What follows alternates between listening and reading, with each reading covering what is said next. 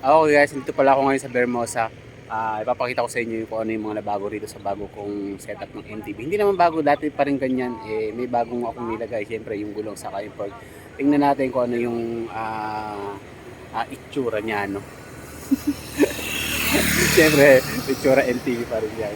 Okay, babaliktarin ko lang yung camera at check natin kung ano yung mga specs niya. Sa mga hindi pa nakakaalam ng mga viewers ko dyan. Alright. Ayan guys, ito na pala yung aking bagong setup uli ng aking MTB. Naka-XC na uli siya.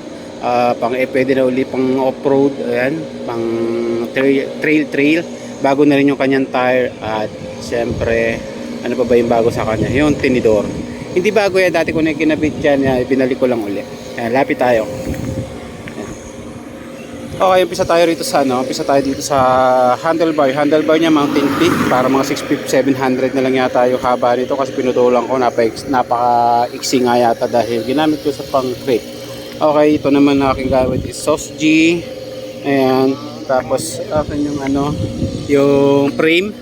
Ito yung frame, yung dati pa rin yung medium na tricks. Tapos dito naman tayo sa drivetrain. Yung gamit yung drivetrain is yung ano ba to? Jankun yata to. Tapos yung aking tawag dito chainring is Decas. Ayan yung Decas. Parehas yata to. Hindi ko alam kung ano yung isa eh.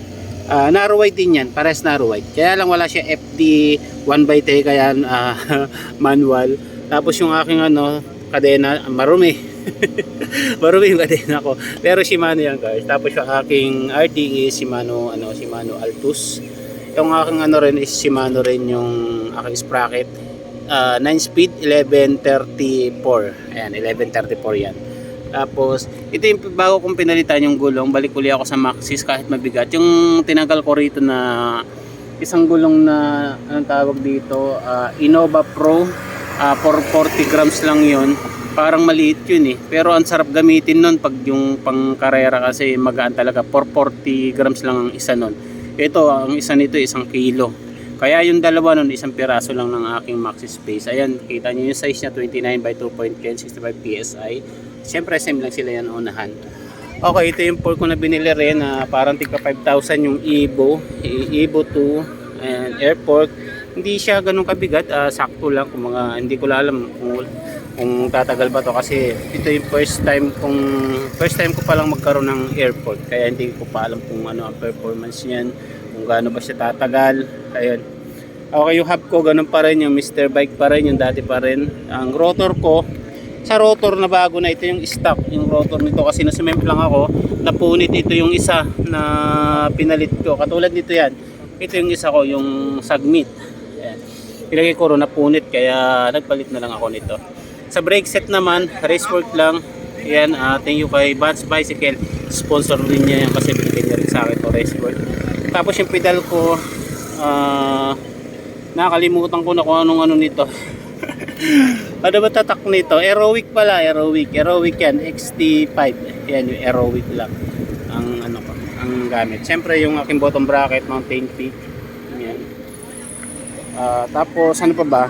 Kaya lang yung ko dito sa aking brake lever, ito napansin nyo rito, okay pa, buo pa. Pero pagdating dito, na yan, naputol. Kaya dito, inalambrehan ko na lang. Nagagamit pa naman, okay pa naman sa ngayon yung preno nya. At itong aking ginamit dito na stem, ito pala yung sa aking mountain peak na carbon. Nilagay ko muna rito kasi maganda tingnan. Okay? Ayan guys, ayun, niloloko ako ni Tatay Bobot dahil sabi niya ibibenta ko rin. Ayun guys, ito yung update ng aking MTB ngayong 2023 October. Ayan, kita-kita na ulit tayo rito sa Vermosa sa mga gusto mag-bike.